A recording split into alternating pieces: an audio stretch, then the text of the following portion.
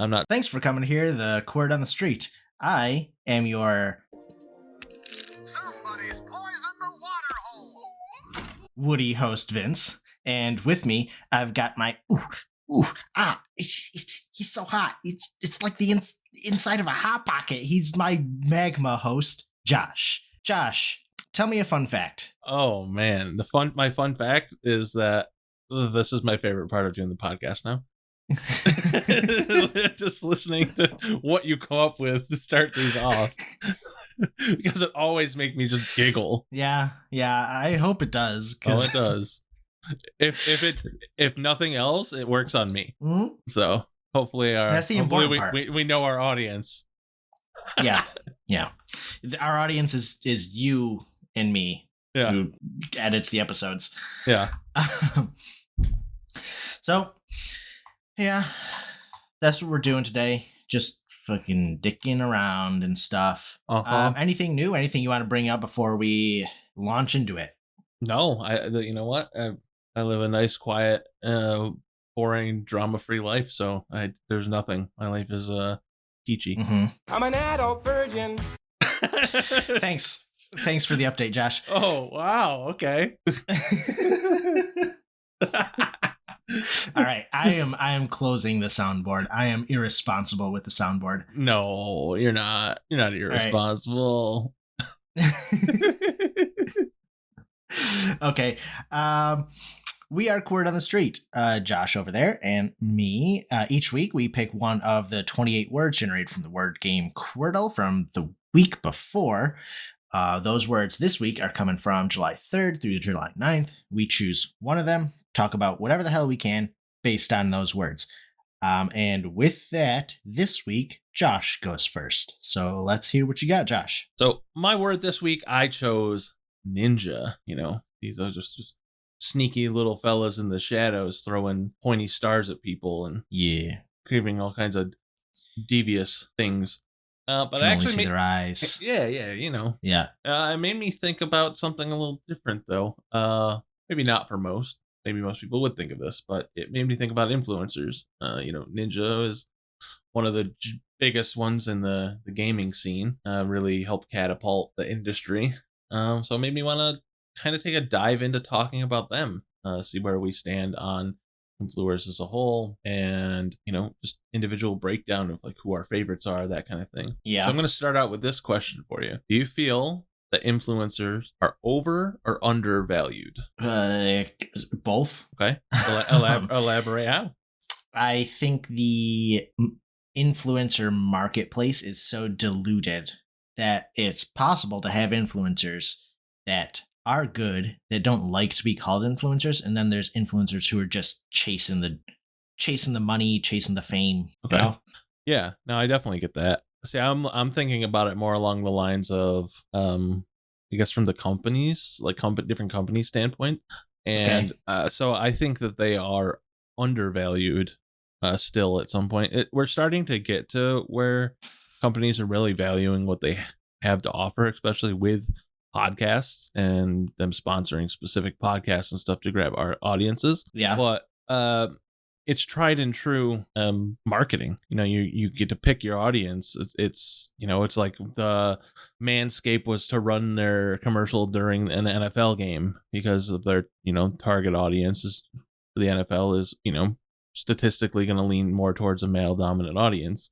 They'd play it during that. So it allows companies to just be really specific and just have access to stuff that they wouldn't have had access to before. Because if there wasn't a TV show dictated to a certain thing, how would you know that that's the audience you're going to get? And it takes way more to produce a TV show or a piece of media that goes on, you know, a cable television or something of that nature than it does for a podcast. So there's way more podcasts, which means that there's way more individual little segments that they can take advantage of to market.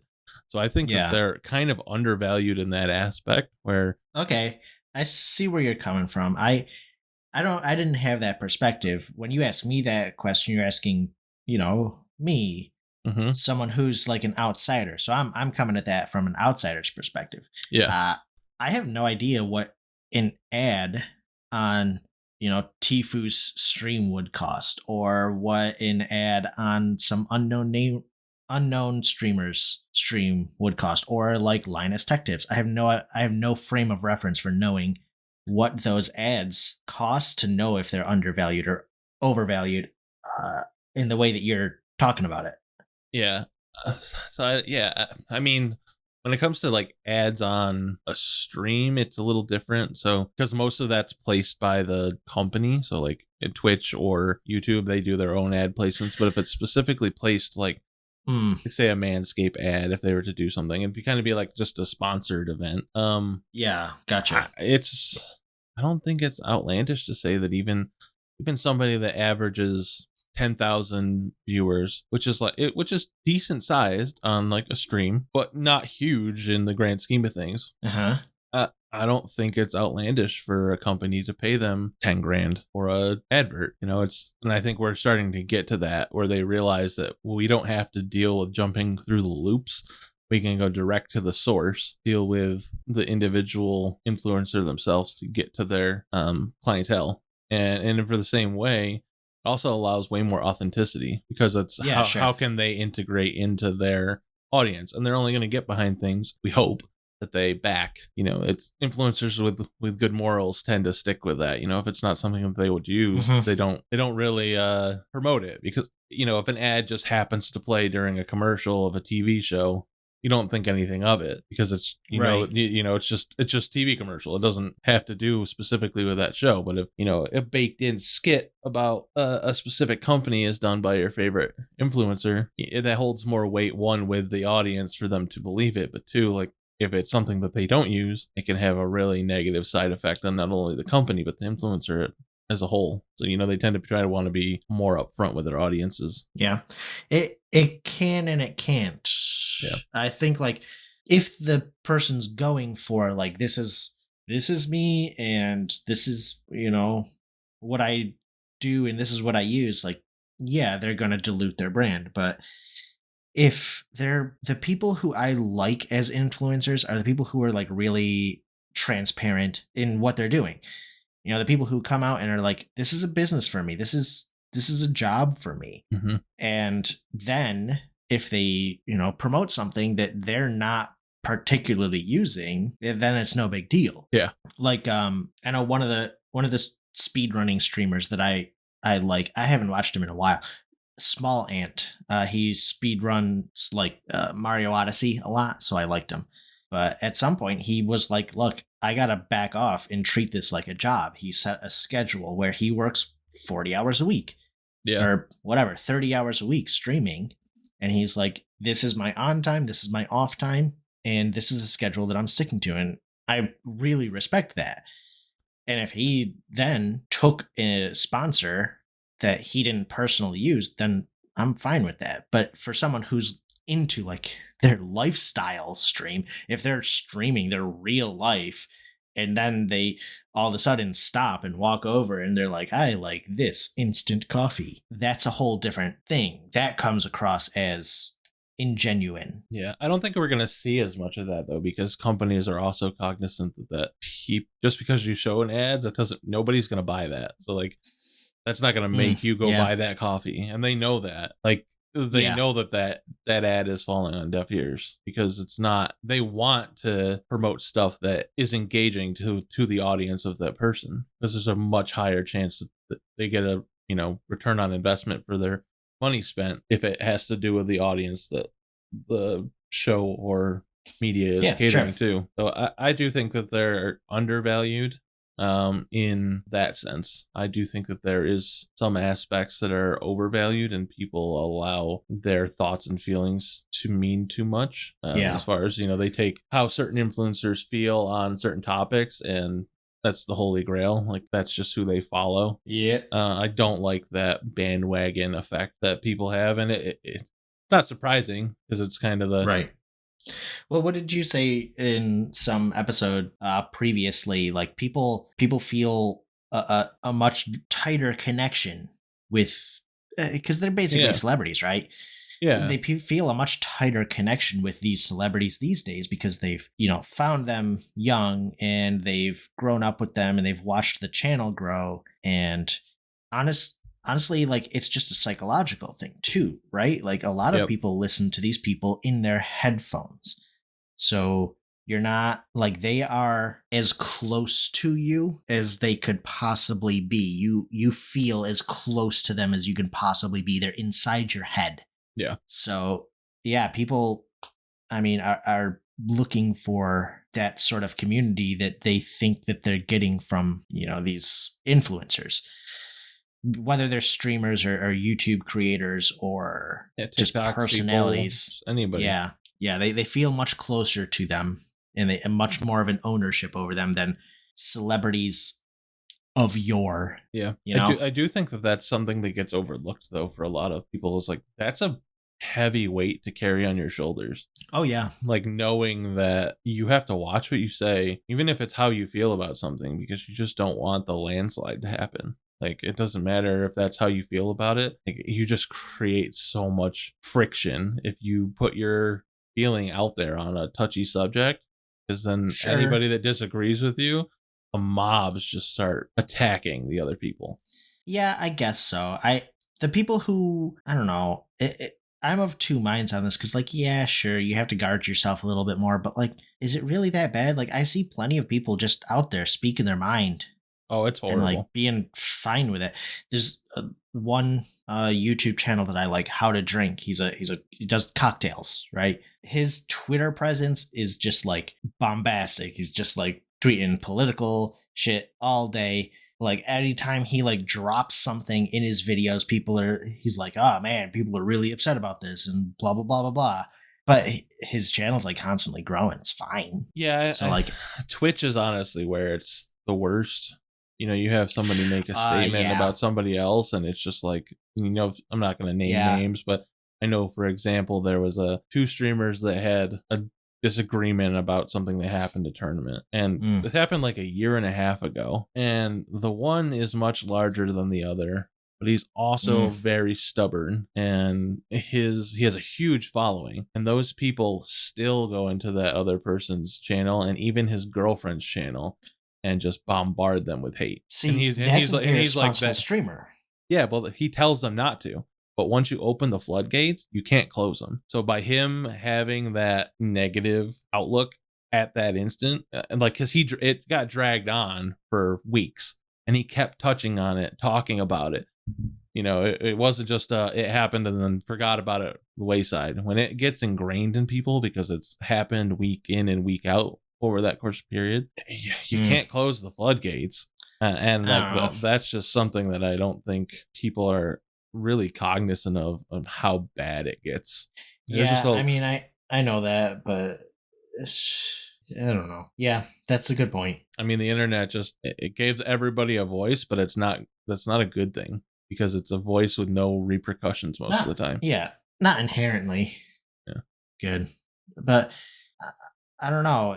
I've seen this go both way. Like, a responsible content creator is going to put a stop to that one way or another. Start banning people from their channel, do whatever they need to do to put a stop to that. Have a cross stream with this person that they had this disagreement with to really put a stop to all this. Like, there's ways to go about it responsibly to get your fan base unweaponized. Oh, 100%. They're just not a big enough person to do that. Like, when I say big enough, like mature enough in thinking to do that. Like, they may not talk about it anymore and say, leave it alone, but they're not leaving their high ground. Ugh. That kind of stuff. And I think that is a big problem that's only going to continue to get worse unless we start to learn about shit too. Yeah, because they love piling on. People love drama. I mean, that's why the news is freaking so stupid. That's why people watch the news. There's really never any happy stories on the news. It's always drama or bad stuff. If nothing else, we need to fucking normalize apologies, like real, actual, hash it out apologies, not. I'm so sorry. Well, that's the thing. Like, actually people sit across from the table. They don't think that they need to, because it's over the internet. Like, everybody needs to. People need to. I think we need to get to the point where people realize that over the internet is the new face to face. And Yeah. you should be just as worried about somebody punching you in the mouth or something you say over the internet as you would be if you were saying it to their face. And that's the problem. When, Is there's not enough repercussion for people to reconsider what they're going to say. They just let it fly. 'Cause there's not a lot of consequences most of the time. Yeah. Have you heard of the podcast? That's gonna be my catchphrase in this is have you heard of?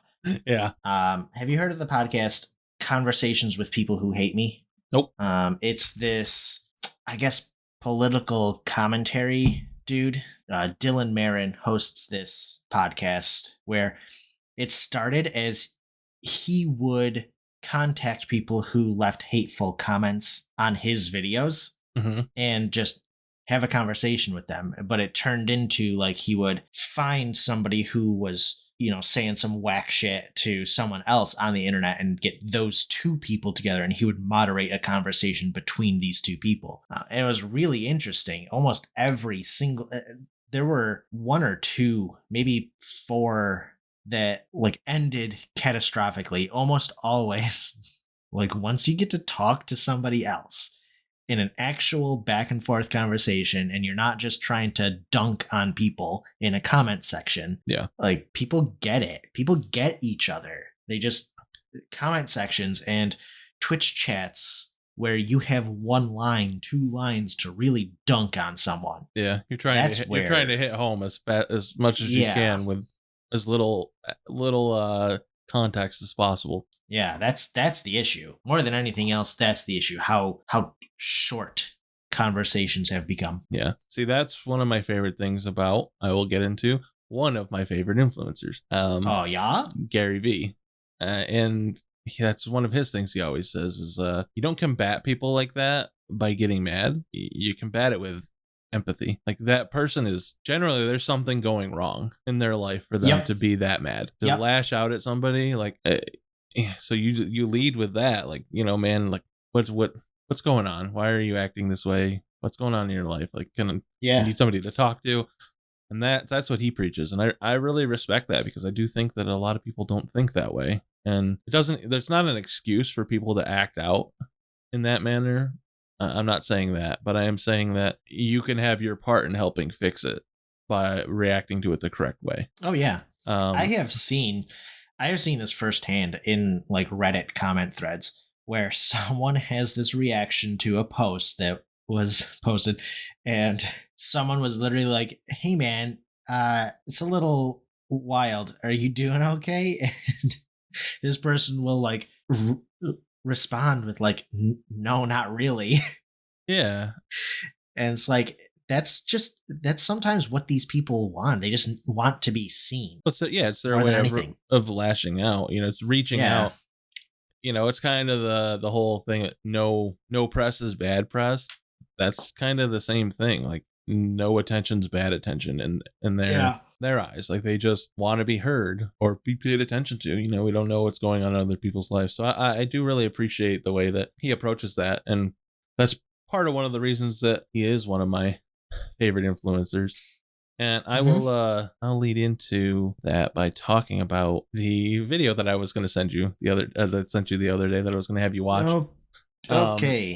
And there's a TikTok by him. So for everyone that's listening, me and Vince had a conversation previously about Gary Vee, and he only had kind of an outside perspective. He hadn't really watched much of his content. He just saw bits and pieces of, things throughout social media and stuff, and it didn't pay too much mind to it, or at least that's what I've gathered. Like, you didn't have much of a negative connotation towards him. It was just kind of like, I don't know if I care for him. A few of the things I saw, I wasn't too fond of. I don't know. The things that I saw, the short form, he doesn't come across well in short form, is what I'll say. He comes across as a snake oil salesman. Yeah. So where I disagree with that, and I think that this clip you might enjoy. Okay.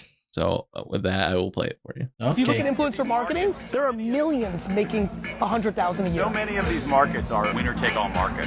On the platform side. What do you mean? Google, Facebook, I'm TikTok. talking about on the individual side. No, on the individual side, the long tail of creators is extremely long. It's winner take all if you define success $1 million. If you define success $80,000, it's astonishing. And I keep telling a lot of my corporate friends and leaders, you're worried about the great resignation? Wait till you see the great never applying in the first place. You've got an entire generation of kids growing up on Roblox, TikTok, Fortnite, who are like, I could work at IBM or VaynerMedia or whatever, or I can make $61K doing X, Y, and Z. I'll keep building. Maybe I get to $200K, and it is a blind spot to the establishment at scale. And so what we talk about is these kids are entitled. They're not entitled. They're aware of their options. Yeah. So I saw that clip, and I don't know. I felt like it would align with you pretty well in that, seeing that, you know, people are not entitled. They're just more aware of, we don't have to stick to the societal norm. We don't have to go slave ourselves to these companies because that's what our parents did. And it's a weird way to frame it.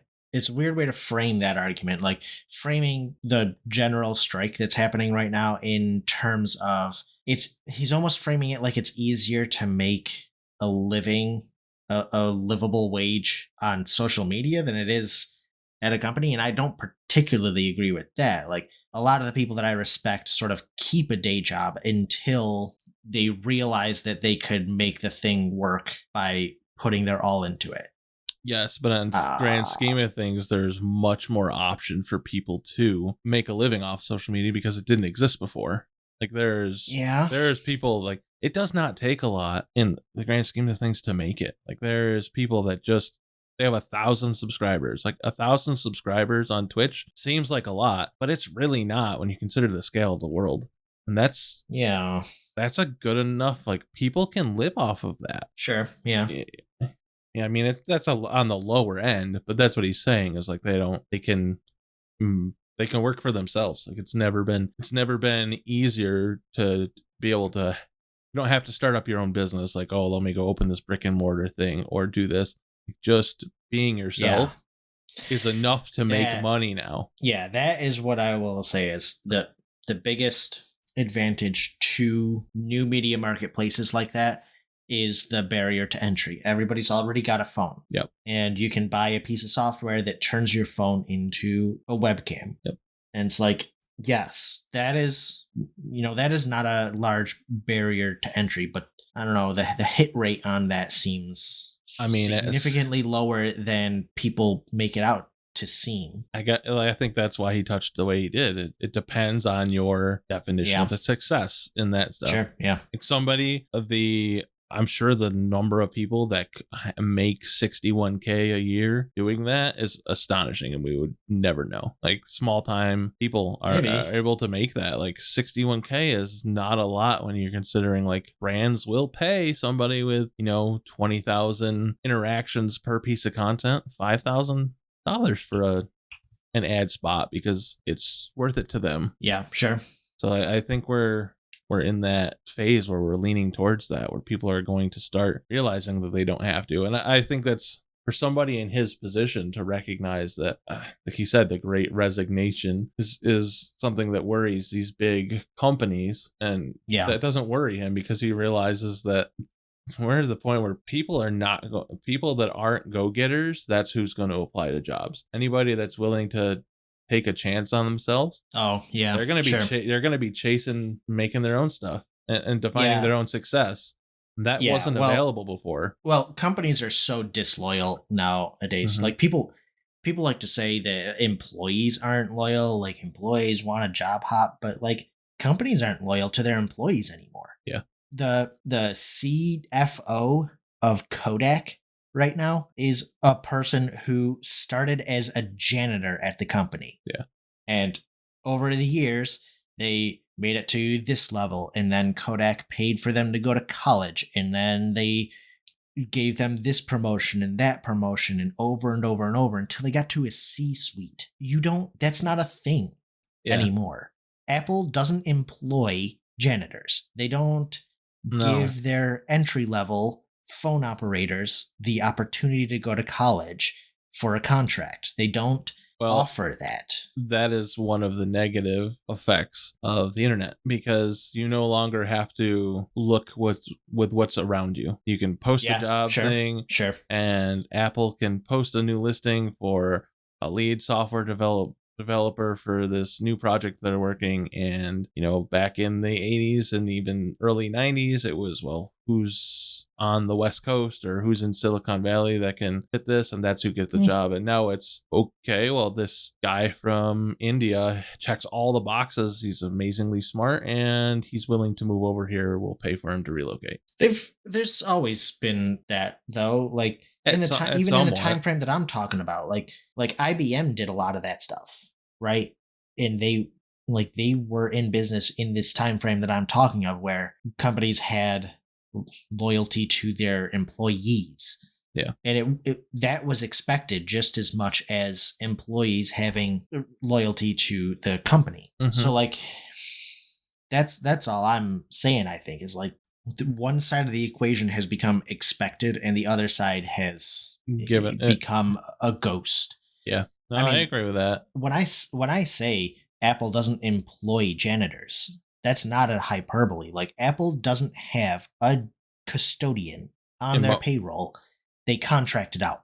Mm-hmm. They don't want to employ these low-level people. Same with Amazon. They don't employ low-level people. They don't have janitors. Even the delivery drivers aren't technically always Amazon employees. They're contractors, so that Amazon could still come back for their middle-level employees and say, our average salary is $175,000 a year. Yeah. So I think what you're just getting to is companies don't invest in their employees anymore. Yeah, companies suck these days. Yeah, a lot of them. I do think there's still some good eggs. Yes, there are people that break the mold. I can't remember what the company was, but there's this one CEO who it was a software engineering company. They cut their developers' hours down to 40 hours a week. They said, you are not allowed to work more than 40 hours, and their productivity went up, and they gave everybody a raise. Yeah. And then they were like, you're not allowed to work more than 4 days a week. So now that company, they're working 32-hour weeks, getting more work done than when they were working 60-hour weeks, and getting paid more. Yeah. And it works out better for the company because of that higher productivity. So there are companies out there, but it's mostly in like Europe and stuff, like Sweden and places like that. I have a lot of that. That was a Silicon Valley company. Yeah. Makes sense. But like that's not gonna gain traction. No manager who wants to micromanage is going to see that article and be like, let me try that. No. Yeah. I just think you have to just appreciate the good. It's like the whole, situation with abortion going on, and who was it? The CEO of Dick's, I think, maybe was it Dick's? Some company like that. But they announced that they will pay up to $4,000 to cover the expense of that for any of their employees that has to travel out of state. Yep. I saw a wave of companies doing that. Yeah. That's large cool. companies. I mean, it's not, I think it's probably small on the grand scheme of things, but it's a good start for some of these places. Yeah. That it's posturing. It's whatever you want to call it, virtue signaling on some level. But yeah, it's a nice token, but I don't know, that hardly has anything to do with influencers, I guess. I mean, I don't know. It does, right? Yeah. It is easier to have the idea to start your own brand than to even want to think about all this bullshit. I say this stuff, I rail against it, but I've got a nice, safe union job. Yeah. So it's easy for me to say that stuff. I don't know if I would be able to follow through on the things that I say if I weren't in the situation. Yeah, that makes sense. See, I think, we're in the day now where I think back before, for influencers, your movie stars and athletes were your influencers of today's age. And I think the biggest thing is influencers now are made by the population. TV or like movie stars and stuff, they weren't crowdsourced. They were picked by somebody for that role and put in, and people just happen to like them. You know what I mean? Whereas these people are being brought up and gaining traction because people enjoy them, and they weren't just put in front of them. It's the same thing with athletes. They go through all this stuff and they get this position of power because they're good at their sport, and people just look up to them. But like they don't really know them, and people have admiration for them, but I feel like it's just a different level of things. So in a way, having the mass population basically pick versus having a few people in Hollywood decide who the next big star is, I think is a huge win. Yeah. I mean, it's everything is positive and negative, but that's what I was going to say. I said it's positive and negative. Like, yes, you do have people flocking to people who, accentuate positive qualities, but frankly, you also have people flocking to people who accentuate the negative qualities. Like, it is undiluted, and that isn't necessarily good either. People can engage in their best aspects and strive for better, but they can also just wallow in their worst aspects. Yeah, I would agree with that. I just think lessening the barrier of entry is always better than having a few people decide the outcome. Like now you're Mr. Beast, you're Ryan Trahan, like those people can make something of themselves where they weren't never going to go to Hollywood and become actors and make this big movie deal and become famous like that. But now they have a career, and it's it's been tested by the people. Like, people like them. It's not they've already done the flop. You know what I mean? They've tested it themselves. Yeah. Now, whereas like what if they put Ryan Gosling because I think that was him in The Notebook. What if they put him in there and it flopped and nobody liked him? Yeah. Basically. It's like there's just this way for we're picking who is who people look up to more now than being spoon fed who they want us to. It's just more options. Yeah. I just appreciate that, and I know there comes negativity with that too, because there's shitty people out there, and I think those shitty people have always been there. And if people wanted to find them, they would. But I just like the fact that we're able to have smaller people make a living off of it. Like I know multiple people that make a living off of live streaming, and I mean they don't make like Tim the Tatman style money, but they might make sure $60,000, $70,000, $80,000 a year. Like, that's nothing to laugh at. Like, that's a good living, and they're doing something they like. Yeah. What I find interesting is the people who came at it from that outsider's perspective and made their way into the whatever you want to call it, the big money world, right? Like, Donald Glover is exactly that. Yeah. He's started making these wacky little videos on the internet. Had a hit with that bro rape video. If I don't even remember what his comedy skit team was called, but it is hilarious that seems to be, that's like the first thing that I remember Donald Glover from. Yeah. But then based on his stuff, Derek Comedy is the group that he was in, the skit comedy group that he was in. But based on that stuff, like, that was his basically audition for Community. Yeah. And from there, like, that gave him a jumping off point for the rest of his stuff. And the same way that he did this, like, Dylan O'Brien did the same thing. I didn't even realize, but my wife Nicole said that Dylan O'Brien was like just some YouTube dude making songs or whatever, and then he got Teen Wolf, and from there he got Divergent. I think he's in Divergent. Nicole's gonna kill me if I got that wrong, but he got that, and that like basically just catapulted him into actual real movie stardom. Yeah. As opposed to someone like PewDiePie, who as soon as he leaves his own little bubble, like, becomes more or less irrelevant. Yeah, and it's like, for example, people don't have to like the Paul brothers, but they made their name up for themselves on Vine and then on YouTube. Yep. And then they took the boxing world by storm and made people pay attention to boxing again. And now Logan Paul just signed a contract with WWE, which I think fits his brand perfectly. It does, yeah. You know what I mean? Like, WWE is reality TV 101. Like, I mean, he's a heel, right? Yeah, like, he 100% would be. there's no possible way that he's a face. He was he was in WrestleMania already. That's like really? he had he had like a showing at WrestleMania, and like he did well, and then he just signed a contract with him. I don't know what the contract states. I don't know if he's just going to have a certain like 3 or 4 matches over a course of the thing. We don't really know what it entails, but like that's a huge step out of being a person on Vine to we might not think WWE is that big anymore or cool, but like it's still a massive company and platform. Like him going into that same thing was like I'm gonna jump the gun a little bit and call him is my least favorite influencer. Okay. I fucking hate that dude. I don't hate him. There are certain things I don't agree with of him, but I do like some of his stuff. I like the podcast that they produce. I couldn't imagine.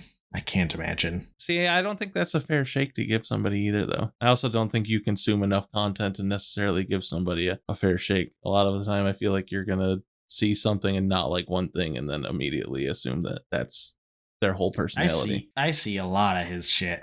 You see what your feeds allow you to, I guess. Yeah, you know what I mean. Like if that feeds are good at showing you what you want to see. So if your every mess up is things that they know you watch, that's what you're gonna get fed. So like unless you're actively like, let me go see what this person's really like.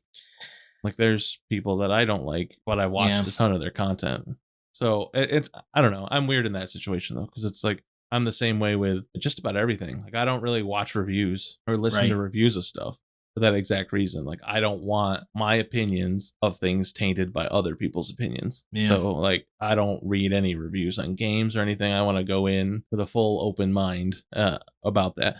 Now, don't get me wrong. Do I think he has a lot of fakeness to him? Yeah, that's persona. But I could see through that. And do I think he's made mistakes? Absolutely. But there's a bunch of people that have. But I do think that the podcast, at least, I don't care for any of his other material at all. But the podcast, and it might not even be necessarily him. It could be the fact that I enjoy the dynamic of him, Mike, and George, the 3 hosts. Their dynamic is really good. So it could be that does it for me. But yeah, I mean, I don't know. I struggled. I don't know who my least favorite one is. I would probably have to say, man. You know what? I thought of another person. Yeah. Fucking. What's his name? His name is Steve Crowder. Oh. He's a fucking shitbag too. Yeah. I don't know if you would call him an influencer or like a political commentator, but he's 100% an influencer. He's such a spineless little twig of a man. You know? There's certain things that I don't mind by him, but he's on you have to take everything that he has with a grain of salt. It's kind of, I know he's the same as Ben Shapiro. I know, but that's basically what I'm saying is like, he got famous for his like, Prove Me Wrong or whatever series. But like as soon as he stepped out of his little bubble of tricking college kids into saying something stupid so he can dunk on them, little bubble, like he cannot hold any water, and his persona is like such this big puffed up dude that it's amazing that he gets any traction because how small he is in any situation where he's not already on top. Yeah. Okay. I can see that. But I don't know. That's him. Regardless of regardless of the stances that he's taking politically, he's just such a windbag. Yeah. So I don't necessarily agree with his approach, but I do like the idea, like you said, he goes to places where he knows he can win. Yep. That I don't agree with, but I do think the idea of having open public conversation is good, and I don't think that happens enough. Oh, sure. I think if somebody could do it right and have a good platform, that it would take over the internet. The thing is that any segment like that, where any man on the street segment is not trustworthy. Yeah. There's no such thing as a man on the street segment where you pull someone off the street and ask them a question and they give you an answer and you have a discussion. There's no way that ever turns out fair because it's going to be edited. And if it's Yeah. not edited, then it's boring as fuck. And nobody's gonna watch it. That is true. Like that's what makes Billy on the Street so good, is that it just is a send up of that. You know, run up to this girl and go, name a woman and name a woman. And she cannot think of a woman. Yeah. I do enjoy some of those TikToks though, where people run up to people and they ask them a question, and these people just have no clue, and it's like such common sense stuff, and I'm just like, Yeah. God, I hope they're paying you to look this dumb. Well, You know what I mean? No, it's not. You don't need that. If someone puts you on the spot, you are dumb. Like it doesn't matter how smart you are in everyday life. If someone puts you on the spot and is more prepared than you, you are dumb. I don't know. And that's- Not with some of these questions, man. Like they're like, I'm telling you. Look, how many look, states? this is- How many states are in the United States? And people are like, huh? I don't know. Nah, 26. I know. Or when did America get its independence? On what day? And people are like, August 15th, and you're like, what? I'm No, like, I there's no know. way that anybody could think that. Really, I hope. But like they do. It's if someone puts you on the spot. Okay, go ahead and watch my screen. I don't know if you've seen this clip before, Hold on, let me open it. but this is maybe mute me. I don't know. Whatever. You're just gonna have to hear an echo so that it comes through on the podcast. You watching? Yep. All right. Miss, for $1, name a woman. Name a woman? Yeah. Who? Who? No, name a woman. Name a woman? Yeah. Yoga bag, name a woman. Sorry. No, name a woman. Name a woman? Yes, go. Any? Yes. Oh my god. Yes. This is so hard. Name a woman. Name a woman. Name a woman. No. Yeah, there's no way I believe that. That is this show's whole thing, is that these are unedited clips of people on the street. It was on Comedy Central, but this was the whole premise of it, is when you do these man on the street things, people are actually this unprepared, this Yeah, dumb but looking. how many do they go through before they get that one? That's exactly the point of it. Yeah. Like, yes, he maybe ran up to someone and was like, name a woman, and they were like, me. Yeah. Or, Like, any but they famous found- actors or famous person. Like, But like this lady was so unprepared, and this is what all of them do. Any of them, like whether you're Steven Crowder and you're doing it on college campuses to fucking own the libs, or whether you are what's the newer one? I don't know. God damn.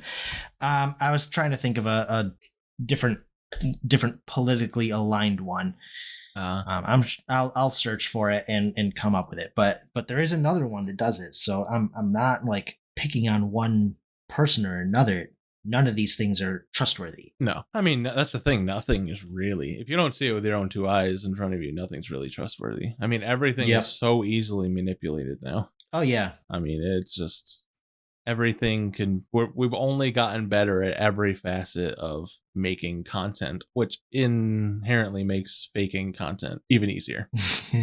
Yeah. You know, I it's know. like- so I don't know if It's I gonna can- it's gonna get really weird when people start believing deep fakes, though. I like, mean, yeah, They're already good. They're already good enough, but it'll be something when the first one like really takes off and fools people. yeah. I don't know if I can pick my least favorite. I'm trying to think of who I dislike like that much. Yeah. I mean, there's the Kardashians. There's always a safe pick. I don't dislike them. I don't dislike them because they're only popular because people let them be. So like I don't hold that guess. against them. Like they're getting their money because people allow them to. So like I don't consume their content, so I don't really. Sure. Yeah. I haven't. Like there's nothing about it that intrigues me, so I have not gone out of my way to watch anything with any of them. Other than the few little clips I'll see of Kim Kardashian's involvement with what's his name? Kanye West. No, comedian, new boyfriend. Oh, I could see his face. Pete Davidson. Pete Davidson. Yeah. Like I see a little bit of stuff with that, but other than that, yeah, not a whole lot. I had to pick. I'd honestly have to say maybe Nick Merckx. I don't know if you know who that is or not. He might be my Vaguely. least favorite now. I used to really enjoy him, but I just can't watch his content anymore. He's to me has just changed too much. Yeah. He pretends like he's, all about good vibes and stuff, but there's just so much negativity that spews out there, and he has a very macho man vibe to him, like Jim Bros kind of thing, like watch what you say to me, I'll beat you up kind of deal. Cool. And I'm Cool like, guy. bro, you're on the internet, like stop, you're making yourself something foolish. Like I just that would probably be one of mine. Him or what's his name, James Charles. Not a big fan. Yeah, he's a little out there. He's all about that positivity, but actually not really though. Yeah. Yep. He's the Ellen of YouTube, right? Yeah, he's the Ellen DeGeneres of YouTube. That's a good way to put it. I didn't think about that. The I guess series. It's not the channel name. The thing that I was thinking about is All Gas No Brakes. I've never seen this before. Goes to he's got a video at an NRA conference. He went and interviewed the People's Convoy up in Canada. So he's doing the same thing, but he is actually doing the same thing. He's interviewing a bunch of people, picking the stupidest ones. Yeah, I mean, that's the thing, is it's so easy to use the content that fits your narrative. Yeah, absolutely. And I think we see that in every facet of life now. It's like it's easy to just use what you need and influence people that way. Yep. So for me, for favorite influencer, that's really tough. I have a tough time like narrowing down individuals. Yeah, I hear you. I really do enjoy Gary Vee. I know you're not a huge fan, but I like his content. I like a lot of what he has to say, but that also could just be because of the line of work I'm in. It resonates with me. But honestly, if I had to pick favorite, there's two. One is like really new. So my probably top one, even though I don't consume all of his content, Mr. Beast. He's just, yeah, sure. Him. Actually, I will group him and Mark Rober together. Both of them are probably at the top. And then right close behind would be Ryan Trahan. I don't know if you know who that is or not. I do not. So he just finished this challenge. I don't know if I have talked to you about this or not. But a 30-day challenge where he had 30 days to get across the country to deliver Mr. Beast a penny. Yeah. I don't know if we talked about this or not. Yeah. I had heard about this. But yeah, so he ended up doing it, but they vlogged every day for 30 days, and it was like all the profit had to come from starting with the penny. So he got somebody to give him a pen for a penny, and then he sold the pen for $1, and he bought a bottle of water, and then he sold the bottle for $2, and then he bought 2 of them and sold them, made $4, and just kept until he could get up to enough to buy a case of water. And then he sold a case at $2 a piece, and so on and so forth, and moved away across. And inherently he got a lot of traction, but I'm okay with him getting traction and notoriety from it. But like the entire point of it was promoting Feeding America. So his goal was to raise $100,000 towards Feeding America, which apparently every dollar supposedly can provide up to 10 meals is their like tagline thing. So he wanted to provide 1 million meals for people. And they ended up raising like $1.4 million. Yeah. And like some of the things were like he had the Great Reset, which is if somebody donated $50,000, he would have to restart. Like all the money he had in his wallet would be gone. He had to go back to a penny. So there was like incentives for people to do that. And then if you donated $100,000, he would get a tattoo of whatever the person wanted. Jeez. So like there's a couple different people that donated $100,000. So he got 2 tattoos during the thing. One of them was like a little vegetable eat your veggies, because he didn't really eat vegetables the entire thing. He like lived on McDonald's McChickens and stuff and like had no vegetables. So people are always breaking them on him that need to eat vegetables. So that's one of that tattoo that person wanted is on the top of his knee facing towards him. It says eat your veggies, and he has that tattooed on him now. So like because it's for such a positive thing, I'm fine for him gaining traction for it. Or like it makes me feel good when I see somebody do the videos where they're giving money to homeless people, but like they're doing that more so for their benefit. Right. I don't get that same vibe from him because it's, yes, he is gaining some traction, but it's not like he didn't go out and find one person and decide to record this. Like the whole thing could have flopped. Gaining traction the right way is all fine and good. Like it's a symbiotic relationship. You're getting good content, they're getting some notoriety, and if they're actually putting it back and following through on their stuff, then it's all good. Yeah, and he did a penny for every subscriber they gained during the 30-day challenge. They donated a penny to the thing. So I think they got 2 million during that. So they donated a good chunk through that. And it seems like a genuine person. So he's up there for me. And I'm actually sad that the series is over because it was nice. I watched it every day while I was at work. And I looked forward to it, and it was just such a feel-good type of thing. And I really appreciate those more now than I ever did. Absolutely. For my favorite, I think, I don't know, Mark Rober's a good pick, but honestly, the amount that I'm consuming of his stuff, I think I got to go with Linus on this one. Yeah. Just for the fact that he is so transparent in running his business. Yeah. I think that like it is, if some kid is watching him and wanting to start YouTube and like make $1 million a year or whatever, he is a great person to watch to really understand what the hurdles are in that and how actually hard you have to work at it. Like people constantly complain about his like whatever clickbait titles and his cringe thumbnail photos, but he's like, look, the reason that I do them is because it works. Like I'm not proud of them, but this is a business for me and that's what works. And you know, that's how you run a business. Yeah. Because if you try to run it just like you're just having fun, like you're never going to get that level of success that you want. Like even Mr. Beast, right? He runs his channel like a business. He's got a crew. All those guys, like they have crews of maybe like a dozen people. MKBHD. He's got a huge crew. Mr. Beast. I know. MKBHD has a pretty good sized one too. I know. He did a video like doing a road trip in electric cars, right?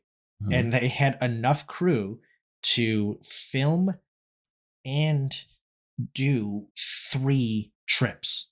So three different crews were doing the trip all at once. Wow. So he has at least that much.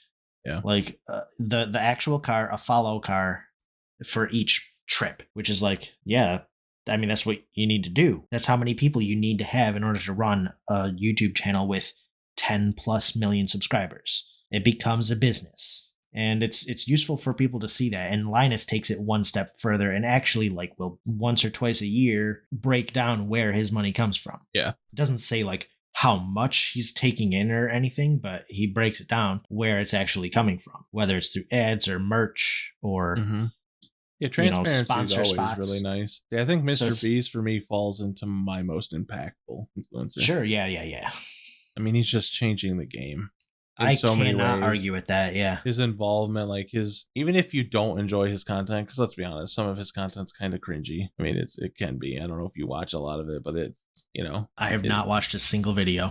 Okay, so yeah, some of it could be kind of cringy, but his initiatives, like the things with Mark Rober with Team Trees and Team C's and doing all these big things, and just he has an entire channel dedicated to feeling good, to making people feel good or doing good things for others. I mean, those things are massive. Him making it based off of those goals and stuff, it means so much. You know what I mean? It's just you just don't see it enough.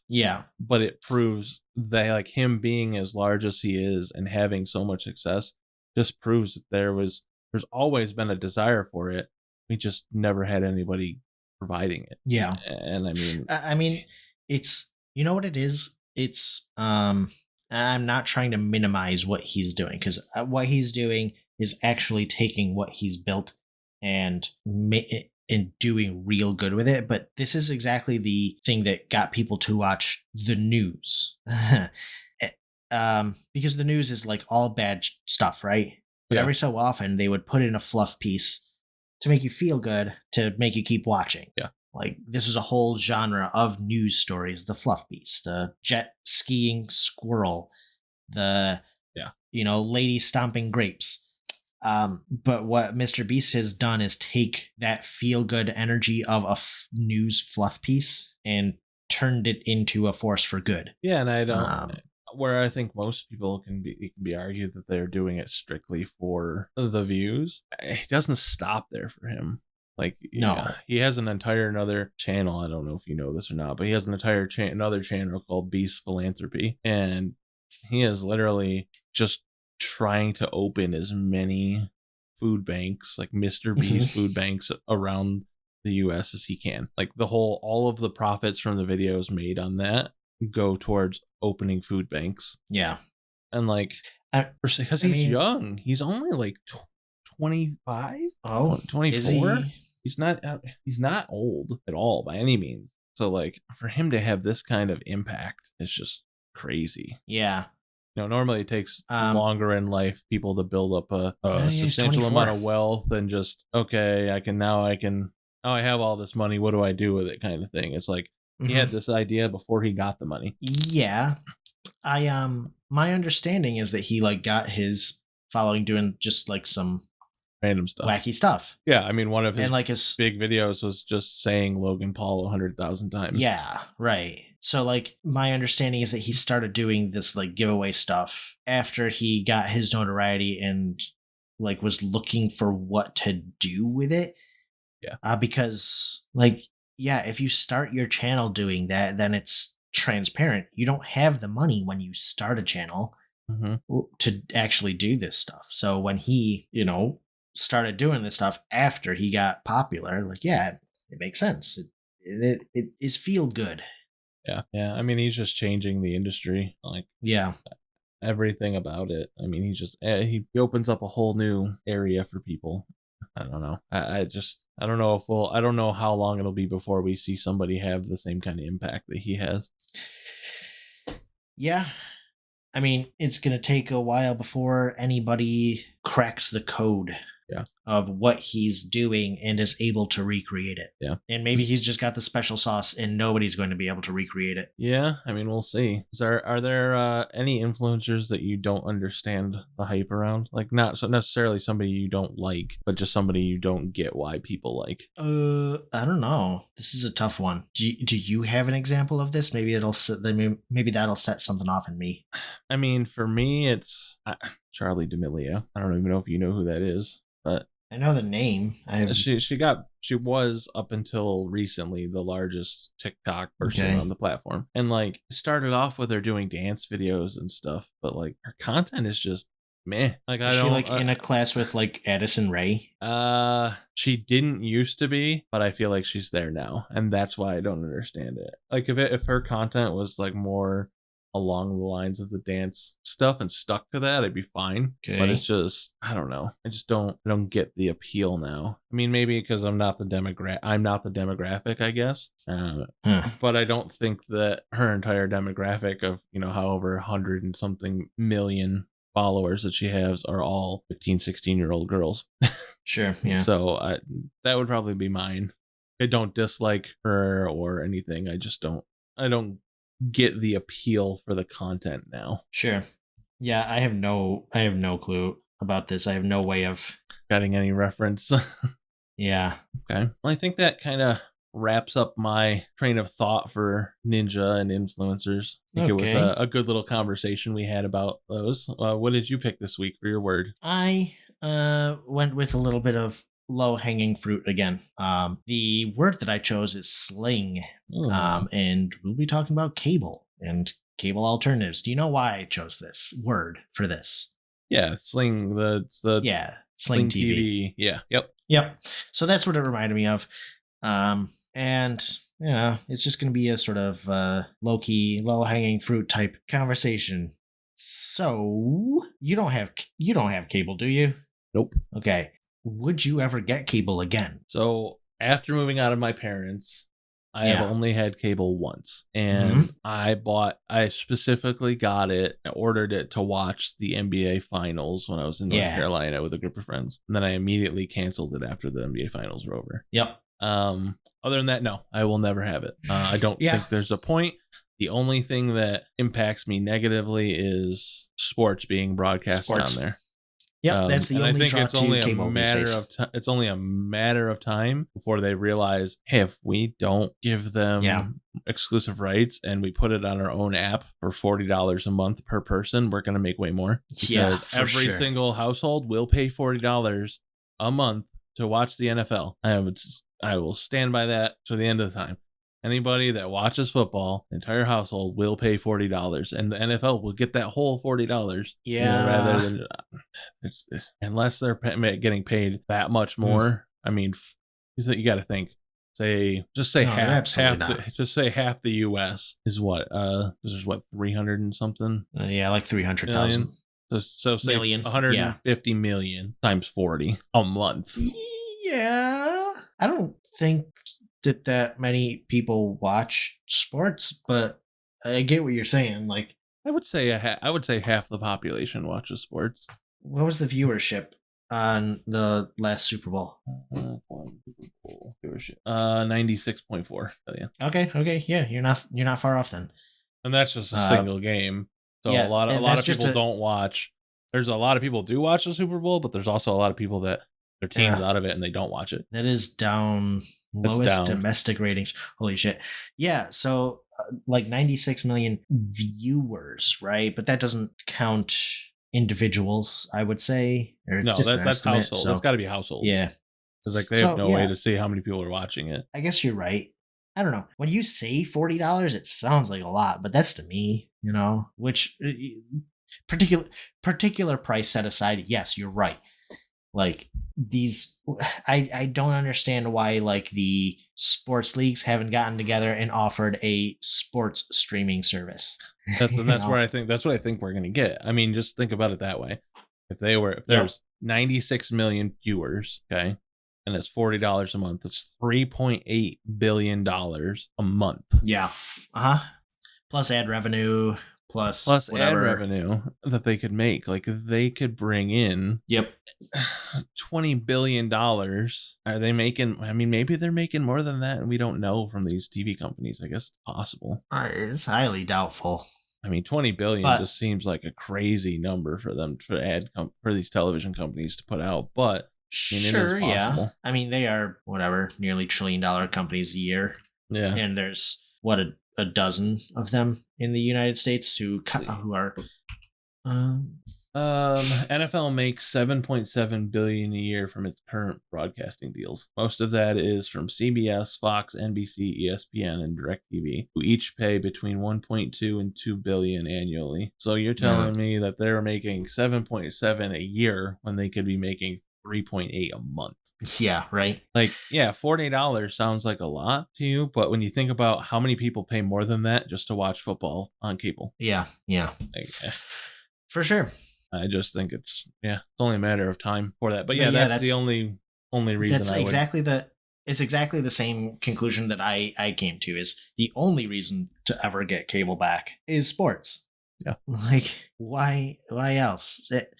Because also, just honestly, the content is there on these other platforms too.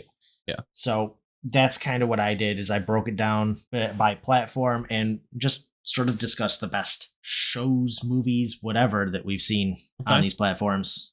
I dig it. Just for shiggles. Do you want to start with the hard one first, or do you want to save Netflix for a little while? We can save Netflix for a little while. Okay. Let's start with what I think is going to be the shortest conversation. Apple TV. I have not watched a single thing from Apple TV, but That's not true. I hear really good. What do you mean? Didn't you talk about Ted Lasso one time?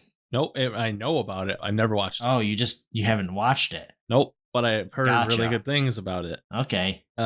So have yet to watch it, but from what I hear, it's great. I have watched a couple things on Apple TV. Mythic Quest is really good. And Foundation. Foundation's okay, but I'm a fan of the books, so I watched it, but it wasn't as good as the books, obviously. Tends to be the But there case are- most times. Yeah. There are other shows on Apple TV that I have intended to watch. Dickinson is supposed to be really good. And what is it? Severance that came out this past year or something with Adam Scott is supposed to be really good. So I don't know. Yeah, I've never watched anything on it, so I'm Yeah. no help on this conversation. That's fair. How about HBO? I mean, you know where I'm going, and I don't think most people will go there. I know the popular Yeah. thing is going to be Game of Thrones, but it's always and forever will be Entourage for me. Yeah, sure. It's funny.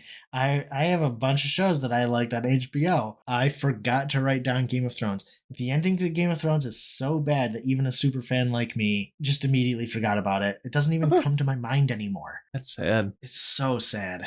But you've been watching Succession too, right? I started it. Yes, I'm like, Oh, you started it. well, okay. I'm in season 2. Sure, yeah. It's good. Like I'm It's enjoying it, but it's not like doesn't blow my mind. Sure. But I do enjoy it. It's I get that. definitely not a waste of time to watch. I would definitely tell people to watch it. Yeah. So yeah, I was thinking my favorite shows from HBO, and I wrote down Succession and Crashing was a good one. Comedian Pete Holmes' show. It only ran for 1 season, maybe 2 seasons, but it was pretty funny. Silicon Valley, though, I think is where it's at for me on HBO. It's I know you so told me. funny. I know you told me to watch it. So. Yeah. I mean, I know there's like a lot of prestige shows. There's The Sopranos, which is really good. But man, Silicon Valley is so good. Yeah. Entourage will just always have the cake for me. Yeah. I don't know if it's because of the time that I watched it and that Yeah, makes probably. me so fun, but I mean, I just rewatched it again. And Sure. I didn't feel any fall off. There was at no point of me watching the 5 seasons. 5 seasons? I think, yeah, 5 or 6. And no point where I was like, I don't want to watch this anymore. Like I could rewatch it again right now and be completely happy. Oh, that's awesome. It does everything for me. Like the characters in it are just great. Like Jeremy Piven is hilarious. Yep. I love Johnny Drama's character. Like everything is just played so well and it's very relatable. I don't know. They just did a perfect job casting that show, I think. Yeah, sure. I don't know. I got so much other shit to watch. I was gonna say I should give it a rewatch, but I probably won't. You really should. I know. That's my 4th time watching the series. Someday I'll be caught up with a bunch of other stuff and I'll rewatch it, but I don't know. I would say Entourage for me is like everybody else's Office or Friends. Yeah, sure. How about Hulu? Have you watched any Hulu originals? I only have one. Okay. I don't know if it's a Hulu original or not. I just know that it's on Hulu because that's where I watched it. It's called Good Trouble.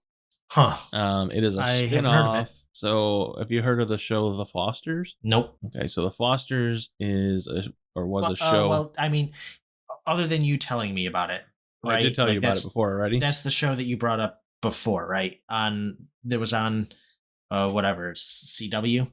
Yeah, yep. Yeah. So this is a spin-off of that show of the daughters' lives going into college and into the workforce. And it was available on Hulu. That was how I watched it. So okay, yeah. That would be my rating for, Hulu show. I don't even know what other options they really have for originals. I don't personally have Hulu. I use someone else's account. Yeah. The only other thing I ever watched on Hulu I know is not a Hulu exclusive, but it gets put on there, and that's a Superstore. I don't know if you ever watched any of that, but no, that was pretty funny. I would recommend that. That's a good show. Hulu's a little weird because it's technically owned by Fox. So like there were some FX shows that apparently were made specifically for Hulu. And that's what my pick is Reservation Dogs. It's produced by FX, but it's technically a Hulu original, which is weird, but it's good. It's about these, I don't know, they must be in Oklahoma, I think, but it's about these kids on an Indian reservation and they're in like a gang, but it's written by Taika Waititi, director, maybe writer of Thor Ragnarok. Okay. And some other stuff that like he's a New Zealand guy, but the stuff that he writes is just like so heartfelt, and it has such a cool, like slow but really fun pace to it. And that's what Reservation Dogs is.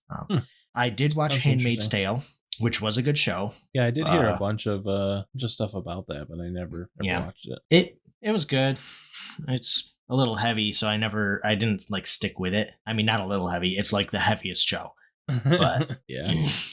And then there was an adaptation of a Stephen King book that's a Hulu original series called 11/22/63 about this dude who gets trapped in the past and has to try to prevent the assassination of John F. Kennedy. Straight, pretty Stephen King like. Yeah. Huh. It's got James Franco in the lead role. Oh, I don't know about that then. I don't know if I would want to watch that then. Yeah, I mean, take James Franco for what he's worth. I've never been impressed with him. He's always Sure. been very, very lackluster for me as an actor. I get that. Yeah, I don't think there's anything that I'm like super into of his. All right, now we'll crack into Netflix. There's so much.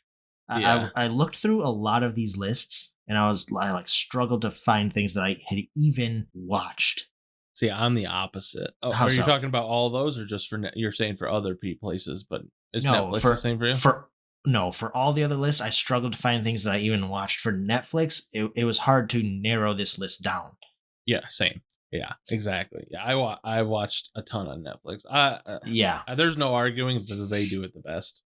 Just fire hose and see what sticks. Yeah, I mean, they one, it's good for us because there's always content to watch. Two, I mean, think about how many jobs are made just for them doing it that way. Like how many people get an opportunity to sure thing. be that. So for me, I couldn't narrow it down. There's 6 on Netflix. Have 1, 2, 3, 4, 5, 6. I have 7. You know, it's funny. I would be surprised if any of ours line up. Maybe, yeah. So I will start with probably the least well-known one, Lupin. Lupin. Yeah, I got that. It's on your list too? Oh yeah. Oh, I loved it. I love Arsène Lupin stories just on their own, and this is a really good adaptation. It was so good, and especially for like the poor dubbing of it, I could get around it. Like I could deal with it, and most of the time that would turn me off. Nah, I watched it in French. Oh, I didn't. I couldn't do that. No shot. I know. Not for me. It's funny because another show is another dubbed show.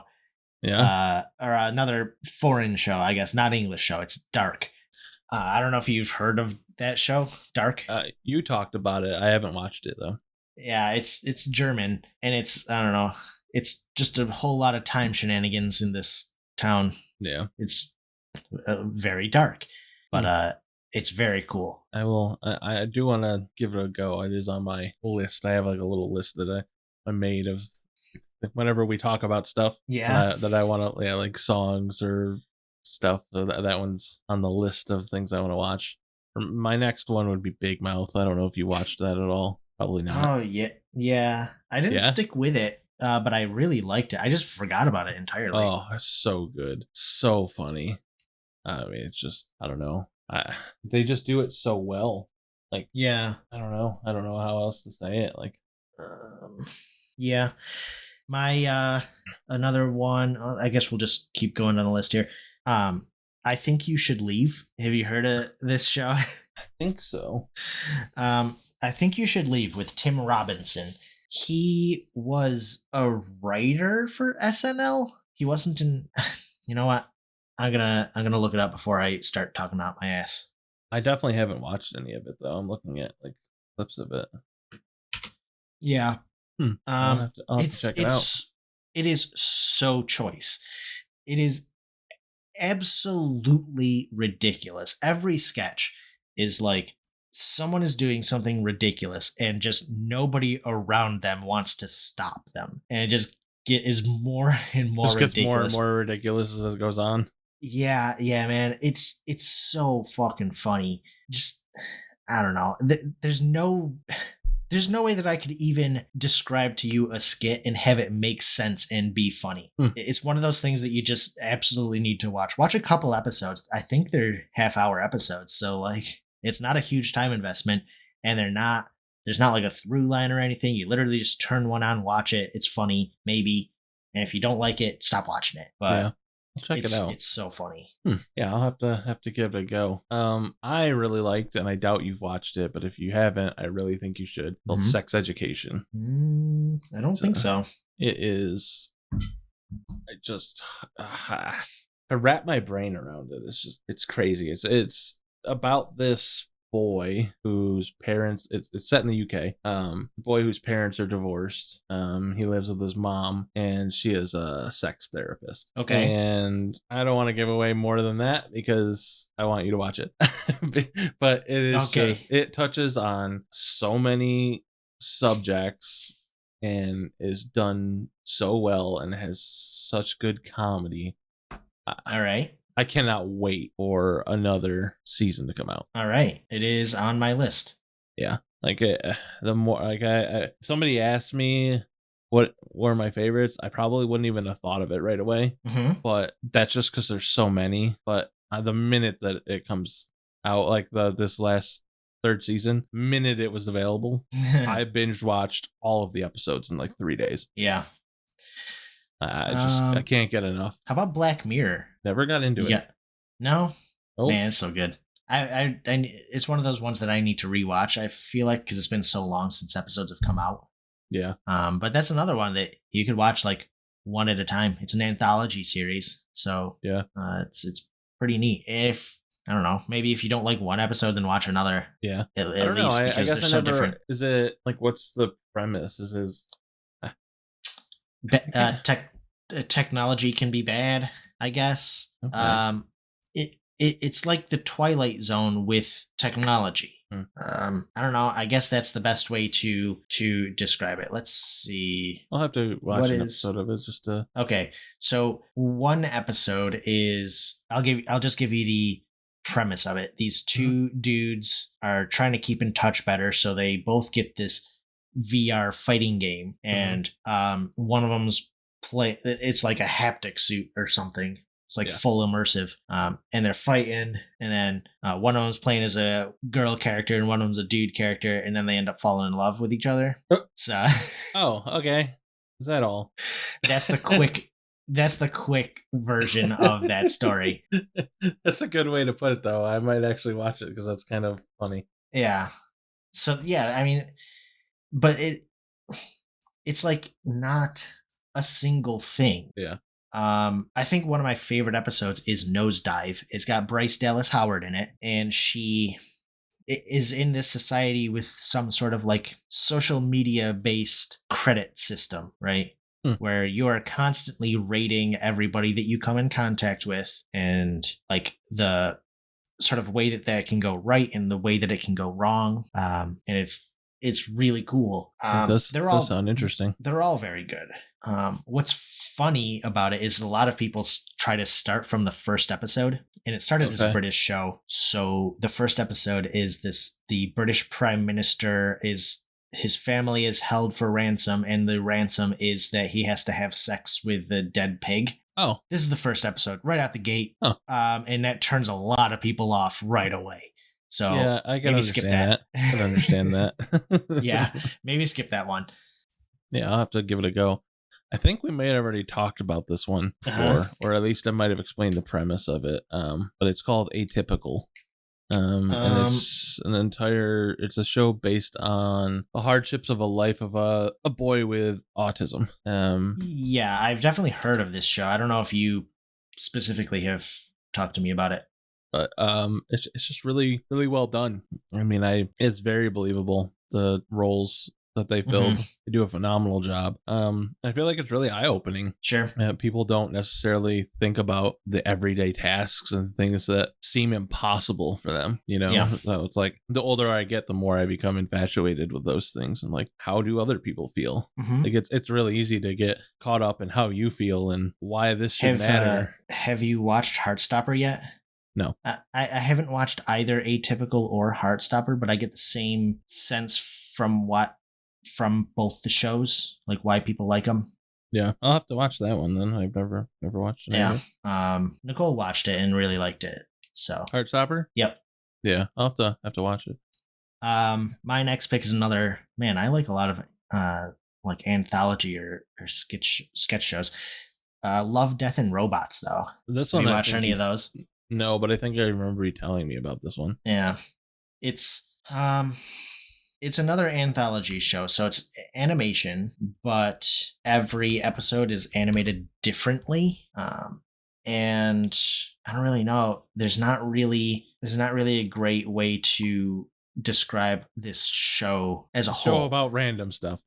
It's a show about random, like, future societies or tech, or I don't know. It's about love, death, and robots. Huh. Basically, like as silly as it sounds, like that is the name of the show, is maybe the best way to describe it. It's just a bunch of random short. They're short. The longest one I think I saw was 15 minutes. No, there's one 18 minutes. But they're short because they're animation. Yeah. But yeah, they're really cool. I will have to check that out. The new episode was really good. Sorry. Yeah. Go on. Is it so? It's like the show's still going on.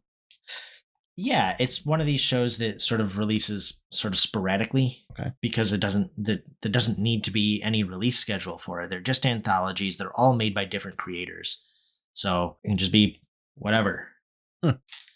My next pick would be a show called Virgin River. Virgin River. Yep. Okay. And it is about a woman who moves away from the big city to this tiny town in the middle of nowhere called Virgin River. And she's a nurse. And she leaves like the big hospital settings and like this huge city to go work at like a small family practice, one doctor business in the middle of nowhere to get away from things. And it's just a well-written show. There's funny stuff. There is love. There's heartache. There is suspense. It's just, it's everything a woman wants to watch. I'll put it that way. Sounds like a Hallmark. Yeah, it is. Okay, cool. A better Hallmark movie. I'll put it that way. Okay, so cool. A higher budget Hallmark show. Maybe I'll see if Nicole wants to watch it. Yeah, I mean, it is good. All right. The next show I want to bring up is The Witcher. I really need to give that one a watch. Yeah, this may be the most popular one that I have on my list.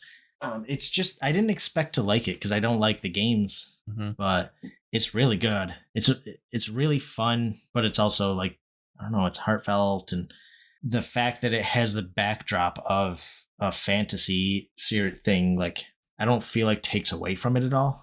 Like, yeah, I don't know, but I know that that's not your particular setting, so if you don't like it, that's fine. No, I mean, there's just so many.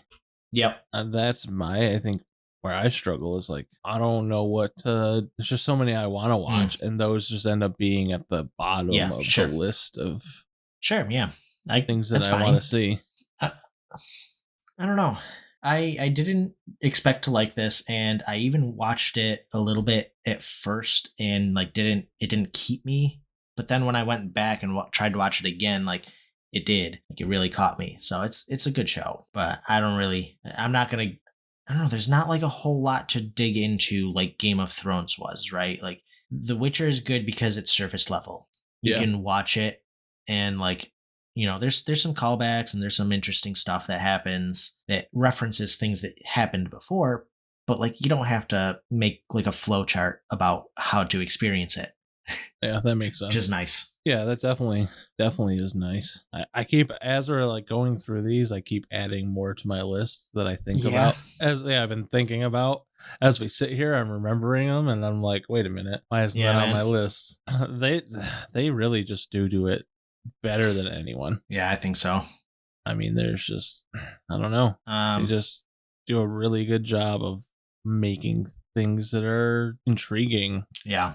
And I like the fact that they rarely go after a big cast. You know what I mean? They're not bringing in huge actors and actresses a lot of the time. Maybe. I don't know. Some of them they are, but a lot of them they're not. I mean, let's be man. honest. Like Stranger Things is their biggest show right now. Yeah, that's true. Most of those, if not all of the people that are in that, are like very unknown before that show. I mean, there's Winona Ryder. Yeah, that one person. Yeah, no, I And get she's you. like kind of she's important, but This was her renaissance. yeah. Yeah, I mean, I get that. Yeah, maybe a show like Love, Death, and Robots is one of their biggest ones that is like that. They cast a lot of, like, because this show has the weight of Netflix behind it, the creators are able to cast really big name people, but it's animation, so they're not actually in it, not a huge time commitment or whatever. Yeah. Yeah. I mean, Stranger Things, you got to bring up Stranger Things. I didn't have it on my list because I watched the first few episodes and it didn't catch me, so I haven't watched anymore. It is actually fully crazy how big Stranger Things is in every sense of the word. Yeah, it's huge. I just finished watching it today, right? Mm-hmm. I just finished watching it today because season 4 has 9 episodes. All right. Yep. These are the run times: 78 minutes, 77 minutes, 64 minutes, 79 minutes, 76 minutes, 75 minutes, 98 minutes, 85 minutes, 150 minutes. In this season of Stranger Things, there are 2 episodes that could be classified as feature films. Yeah. And every single one of them is a short film. And people are hooked. Like, it's crazy. They released the first 7 episodes in June, and then they released the last 2 episodes in July. Mm-hmm. That was the way that they released this season. And they came out, and I was like, "Ah, man, there's only 2 episodes." And then I was like, "Wait a minute, this is 2 movies." Yeah, it's like, did you see James Cameron's thing about Avatar 2 after the Stranger Things episodes came out? And he was like, I want to hear not a single soul complain about the 3-hour runtime of Avatar 2. Yeah, he's like, I know. You just watched a 2-hour-long TV show episode. Shut up. Yeah, I mean, this season is rough math 12 hours long. Yeah. It's insane. It's insane that I didn't realize how long the episodes were until the episode that was 90 minutes long. Yeah. Either. Like, I didn't even realize that they were 70-minute episodes. Yeah. And that's just I guess, tribute to how well they're written and produced. Yeah. The pacing. The writers on it are absolutely phenomenal. In order to pace a TV show like that is ridiculous. Yeah. Are there any last ones that you want to bring up? Oh, I have Netflix? More. You do. I have 4 more still. Okay, let's go. Outer Banks. I don't know if you've seen any of that. No. I would say it's more on the cheesier side. Okay. But it's just good. It's just a fun, like, surfer kid kind of relax. Like, here's the feeling I get. Do you remember watching Brink? Yeah. That's how I feel watching Outer Banks. Cool. Like, it just gives me that warm sense of home feeling. Yeah. It's just kind of the same thing as watching Mr. Beast. Like, it just, I don't know, just something about the way that the show is, and like not all the subjects and stuff that are covered in it are like happy-go-lucky, but it just feels like home. I don't know how to explain it other than that. It's just well done. How about Everything Sucks? Have you watched that yet? No. It is a kids growing up in the 90s show. I don't know. It's literally that. It's like junior high school kids just like making their way, just a slice of life, but it's fun. It's a fun show. I might have watched some of it. It only had 1 season. I think I started watching it. Oh yeah, as I remember this girl, the main girl. Mm-hmm. Yeah. I started watching it. I didn't finish it. That's fine.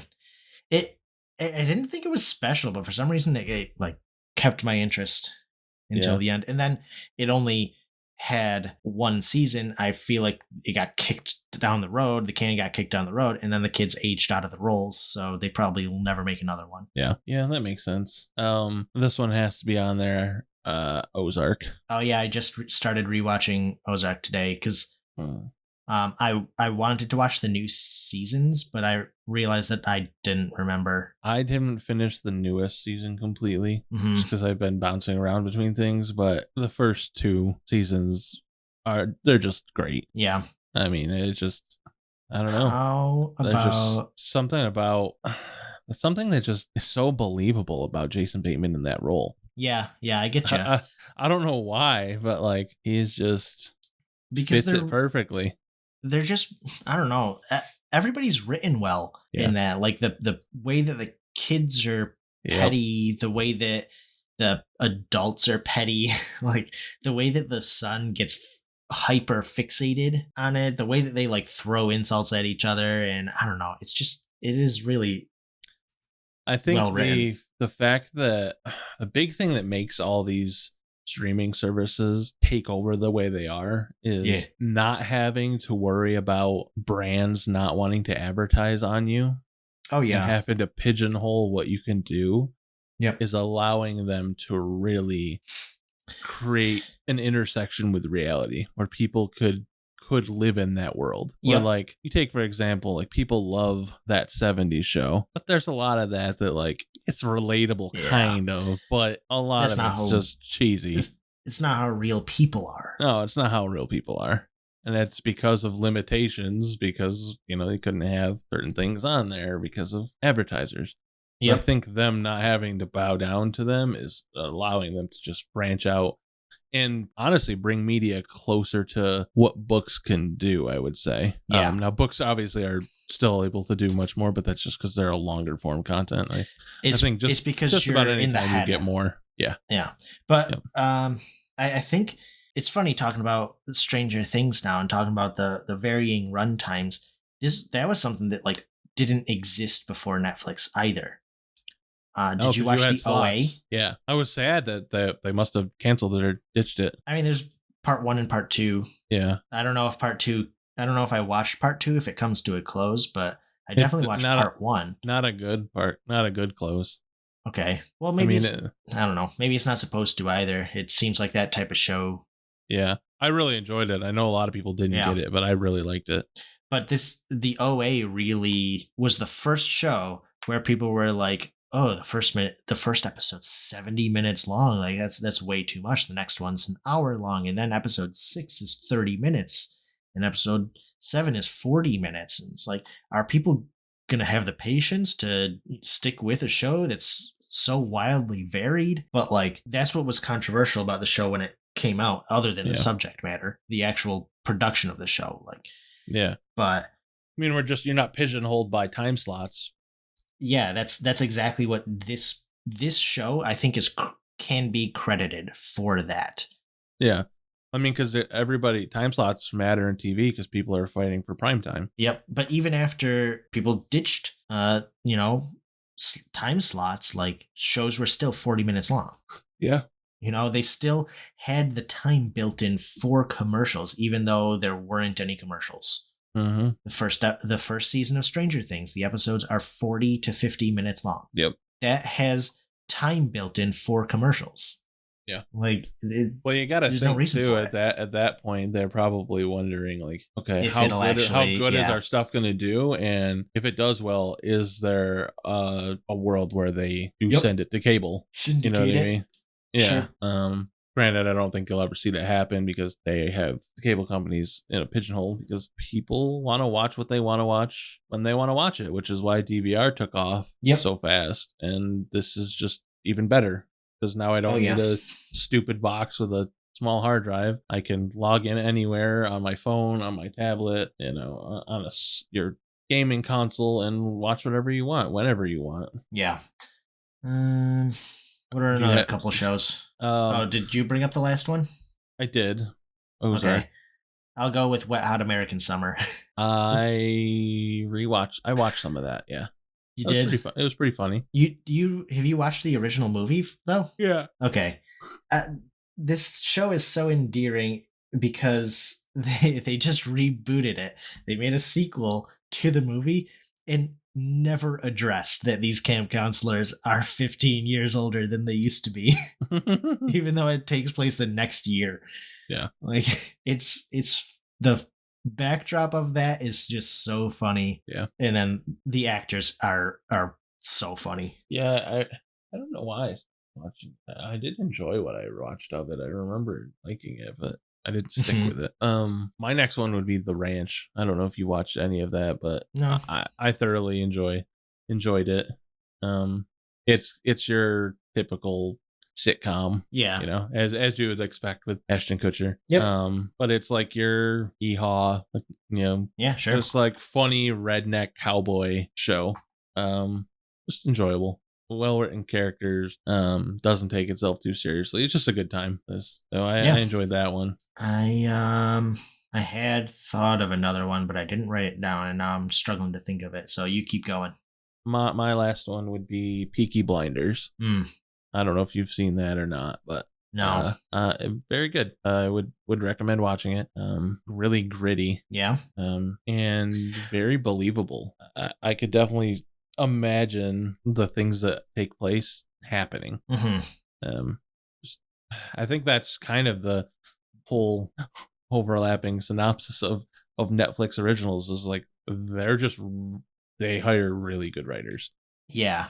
Like You their know shows what? stick because they just have great writers. Yep. I completely neglected a whole genre of Netflix show that I love, and that's the docuseries. Yeah. Like Chef's Table. Have you watched any of the Chef's Tables? No, but you were telling me about that, I think, a couple weeks ago. Yeah.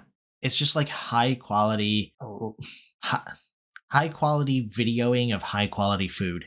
It can be pretentious, but it's really cool to see. It's like what do you call it? Like biographies of particularly visionary chefs. And it's really cool. And on the same vein, there is a design one. Oh. What's it called? Oh, well, I might have to watch that. Yeah, I don't know why I've never thought about it before. Abstract. I'll have to look at that. Yeah, Abstract, the Art of Design. This one is really cool. There's a whole episode on color theory by this guy who's has an art installation that's entirely lit by this particular wavelength of light that makes everything look black and white. Wow. It's really cool. A designer for Nike has an episode, I believe. So yeah, this is definitely up your alley. Yeah, definitely right up my alley. That's for sure. And then I don't know. There's so many other docuseries. There's American Vandal, which is a spoof of the docuseries on Netflix about these kids who the cars in their high school parking lot all get vandalized, and they go on this investigative journalism escapade trying to figure out who drew the dicks on these cars. It's so funny. It does sound enjoyable. Oh man, that's my biggest So problem much. I run into now is there's just so much that I want to watch. there's so I have trouble much. finding time to watch it all. And I didn't even touch on stand-up comedy. Netflix stand-up comedy is second to none. Yeah. For the same reason that the shows are, is like they're not pigeonholed. Yeah. They can Just say what give they want. everyone. Yep. Yeah. Though Netflix Hey. will reign supreme for a while. I don't know if anybody will be able to dethrone them. Yeah, I know. But there are a few other places that are doing some good. Yeah. Paramount. Yeah. I don't know if Oh. you've watched anything on there, but Paramount has an original show called 1883, which is a spin-off or a prequel to Yellowstone, which is like one of their biggest shows now. And I have not heard of either of these, no.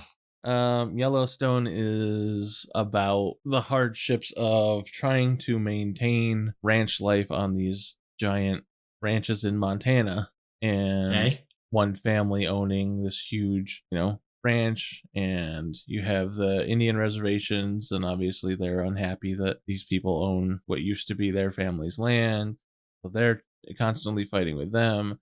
And then you have big business that wants to come in and move in and put in airports and ski resorts and everything in there because it hasn't been touched yet, and people want to see beautiful sites for vacation, and they want to make it into a money grabbing thing, and it's just like a constant fight back and forth. So that's Yellowstone, and that's on TV, but 1883 is the prequel to it. So it's the father in Yellowstone, who's like one of the main characters. It's about his family's journey to Montana and like, riding through this wilderness and stuff with like a giant cargo wagon with all these different people trying to, travel from Texas to wherever.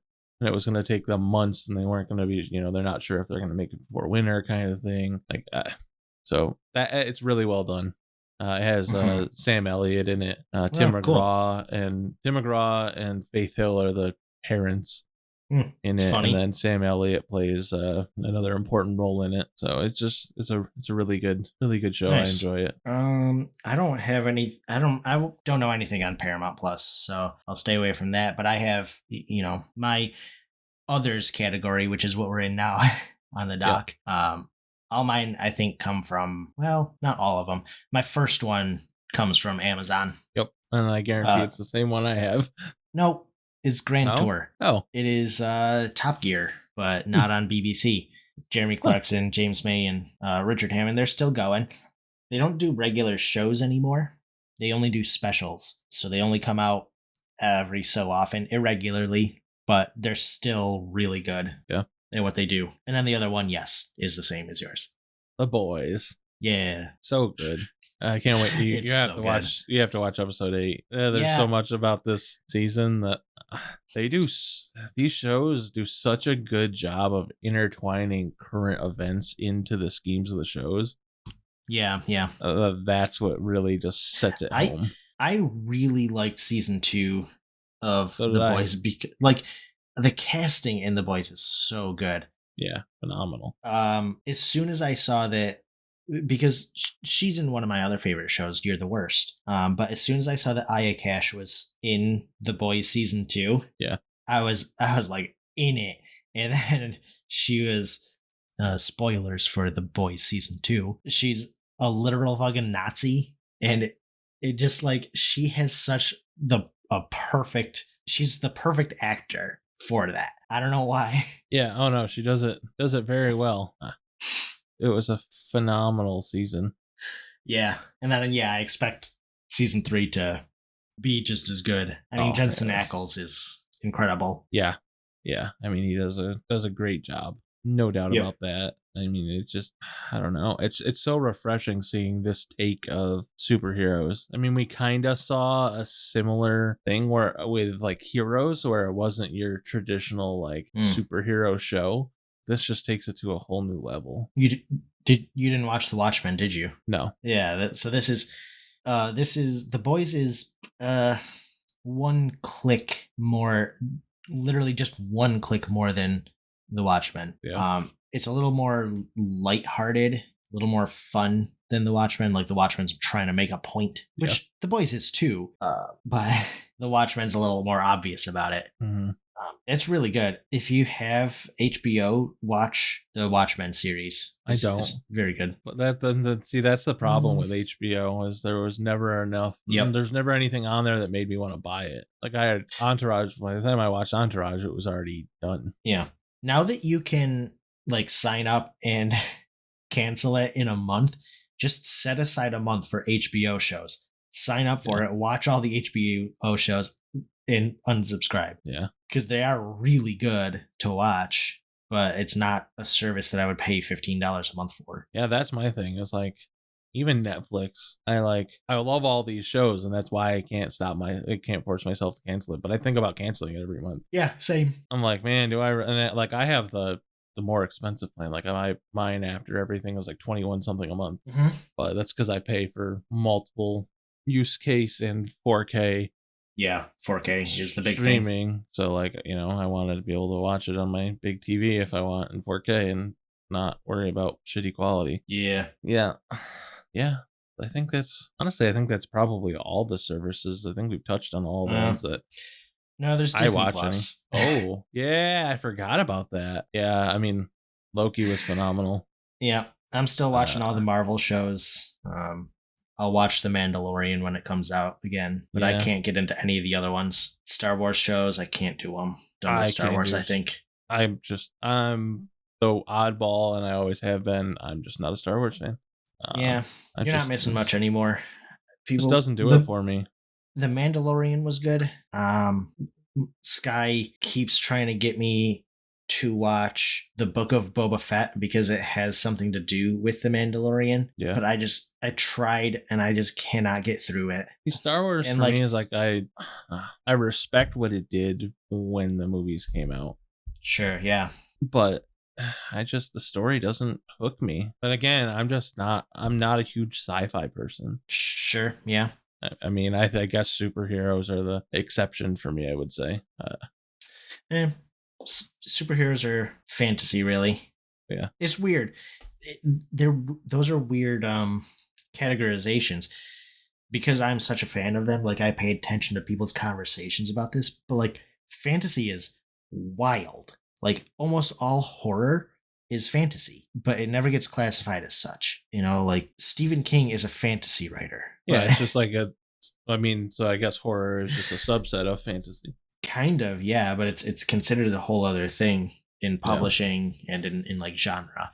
Mm-hmm. But like the reason that sci-fi and fantasy are usually lumped together is because they're essentially the same thing. It's just whether you're talking about magic or science or whatever technology. Yeah. It's just, I don't know. It's really interesting. Yeah. I mean, you're not wrong.